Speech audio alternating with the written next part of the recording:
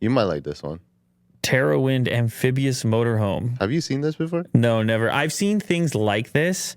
This is absolutely wild. So you have first of all, an enormous motorhome on its own, but then it's also a boat.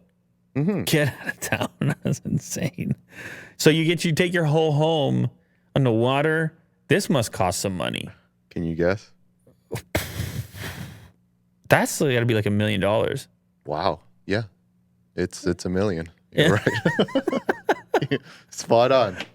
Well, because I know what those type of motorhomes are on their own and they don't go swimming. Yeah. So I'm like, you got to add something for that. It's a very specialty vehicle. But it looks like a regular RV. Yeah, it doesn't change when it goes in the water. Until it goes in the water, everyone's like, hey, don't do that. Don't ride your RV into the water. But you're like, yeah, I can. I like how that's what happens to your voice. Yeah, every time.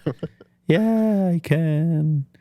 So it has floaties, I guess. It becomes a houseboat. And what's cool about that is you get to take your trip on the lake and you don't have to move any of your stuff. There's no all your food and luggage, and it's huge. So I mean, you got probably got like a TV in there, and there's a deck on the back, so it's like a real houseboat. You can jump off, swim off the back of it.